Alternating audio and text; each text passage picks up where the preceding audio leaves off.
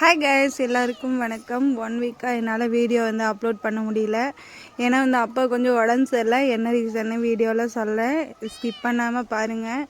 அப்பாவுக்கு கல்லீரல் பாதிப்பாயிட்டு, கல்லீரல்னால் எதனால் பாதிப்பாச்சுன்னா அவங்க பீடி, சிகரெட், அப்புறம் தண்ணி எல்லாம் குடிச்சனால அந்த லிவர் ரொம்ப ஃபால்ட் ஆகி ஒர்க் பண்ணாமல் போயிடுச்சு. அப்புறம் பார்த்திங்கன்னா 1 வீக் ஒரு போன வாரம் ஞாயிற்றுக்கிழமை அன்றைக்கி அட்மிட் பண்ணோம். இன்றைக்கி தான் சாட்டர்டே அன்றைக்கி தான் டிஸ்சார்ஜ் பண்ணாங்க. ரொம்ப ரொம்ப ரொம்ப கஷ்டமாக போச்சு.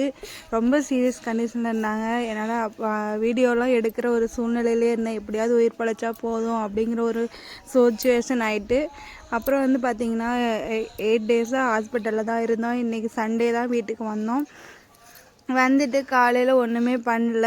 ஏன்னா எனக்கும் கொஞ்சம் உடம்பு சரியில்லை. டயர்ட்னஸ்ஸு, தூக்கம் இல்லாதனால விடிய விடிய முழிச்சே இருந்தோம். 8 நாள் ஒழுங்காகவே தூங்கலை. பாப்பாவும் தூங்கலை அங்கே போயிட்டு. அப்புறம் பார்த்திங்கன்னா சாயங்காலம் காலையில் மார்னிங் என்ன சாப்பாடு செஞ்சேன்னா, கொஞ்சமாக அரிசி சாம்பார் சாதம் தான் செஞ்சுருந்தேன். சாம்பார் சாதத்துக்கு கொஞ்சமாக வெங்காயம், தக்காளி, அப்புறம் 2 வரமிளகாய் சேர்த்து நல்லா வதக்கிட்டு, எண்ணெய், கடுகு, சோம்பு அதெல்லாம் போடணும். அப்புறம் சாம்பார் தூள் சேர்த்து நல்லா வதக்கிட்டு, கொஞ்சமாக பாசிப்பருப்பு, கொஞ்சமாக ஒரு கையளவு பாசிப்பருப்பு, ஒரு கையளவு துவரம்பருப்பு, அரை அளவுக்கு அரிசி இதெல்லாம் சேர்த்து நல்லா ஒரு 10 நிமிஷம் ஊற வச்சுட்டு, இதெல்லாம் நல்லா வதங்கினதுக்கப்புறம் போட்டு ஒரு கிளறி விட்டு தேவையான அளவு தண்ணி ஊற்றிக்கணும். தண்ணி ஊற்றிட்டு அதுக்கப்புறம் ஒரு 4-5 விசில் விட்டு எடுத்திங்கன்னா சூப்பரான சாம்பார் சாதம் ரெடி. அது காயெல்லாம் எதுவும் இல்லை. ஹாஸ்பிட்டல் போயிட்டு எதுவுமே வாங்கலை. நைட்டு வர ஒரு 12 மணி ஆனாலும் எதுவுமே இல்லாதனால, காய் இல்லாதனால சரின்ட்டு நானும் வெத்து சாம்பார் சாதம் தான் வச்சுருந்தேன், காயெல்லாம் எதுவும் இல்லாமல். பாப்பாவுக்கும் கொஞ்சம் உடம்பு முடியல. அப்புறம் சாயங்காலத்துக்கு இன்ஸ்டன்ட் ரசம் தான், பருப்பு ரசம் தான் வைக்கலாம் அப்படின்னு சொல்லிட்டு யோசிச்சுட்டு இருந்தோம். என்னோடய வெயிட் லாஸ் டேவை இன்க்ரீஸ் அதாவது கண்டினியூவாக பண்ண முடியல.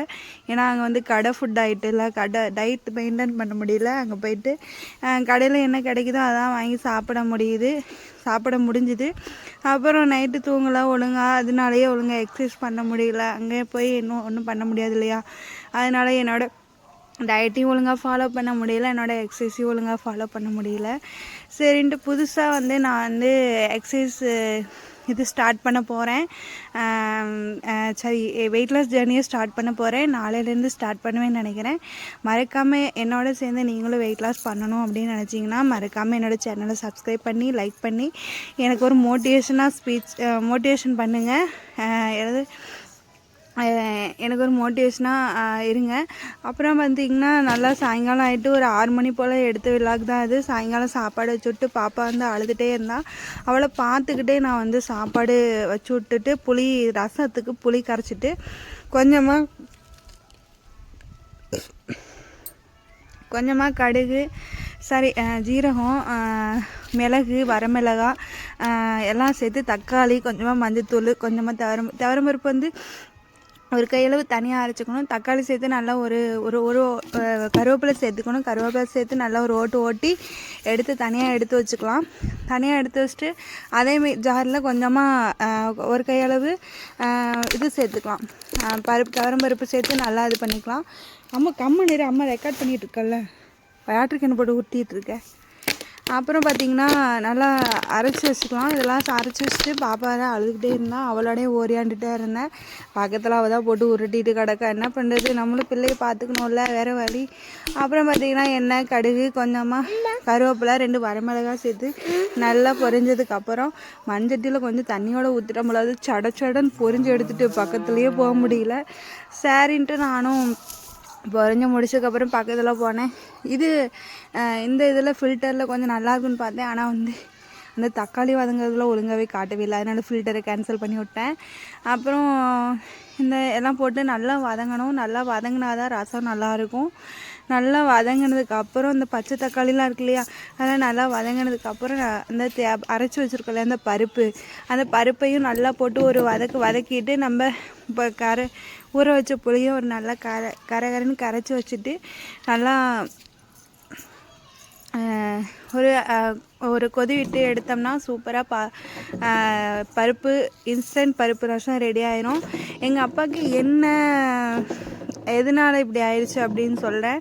அது வந்து தயவு செஞ்சு யாராவது வந்து நீங்கள் குடிக்கிறவங்களோ யாராவது உங்கள் வீட்லேயும் யாராவது ட்ரிங்க்ஸ் பண்ணுறவங்களோ பீடி சிகரெட்ஸ் குடிக்கிறவங்களோ இருந்தாலும் தயவு செஞ்சு நீங்கள் வந்து அந்த தயவு செஞ்சு யாரும் குடிக்கிறவங்க இருந்தாங்கனாக்கும் நீங்கள் குடிக்காதீங்க அப்படின்னு சொல்லிடுங்க. ஏன்னா எங்கள் அப்பாவுக்கு ஒரு 55 வயசு ஆகுது. ஆனால் இந்த வயசில் கிட்னி ஃபெயிலியர் ஆகிட்டு உடம்புல அவ்வளோ ப்ராப்ளம். உடம்பு ஃபுல்லாக நீர் கோர்த்துட்டு மனசு ரொம்ப கஷ்டமாக இருந்துச்சு. ஏன்னா இது வந்து சாக வேண்டிய வயசே கிடையாது. இன்னும் கொஞ்ச நாள் இருக்கணும் அப்படின்னு சாமிக்கிட்ட வேண்டிக்கிட்டு இருக்கேன். நீங்களும் எங்கள் அப்பாவுக்காக ப்ரே பண்ணுங்கள். தயவு செஞ்சு வேண்டிக்கோங்க. எங்கள் அப்பாவுக்கு நல்லாயிடணும் அப்படின்ட்டு. காப்பாற்றவே முடியாதுன்னு சொல்லிட்டாங்க. எப்படியோ ரெக்கவர் பண்ணி கூட்டிகிட்டு வந்துட்டோம். தயவு செஞ்சு உங்கள் வீட்டில் யாராவது இருந்தீங்கன்னா இந்த மாதிரி பண்ணாதீங்க.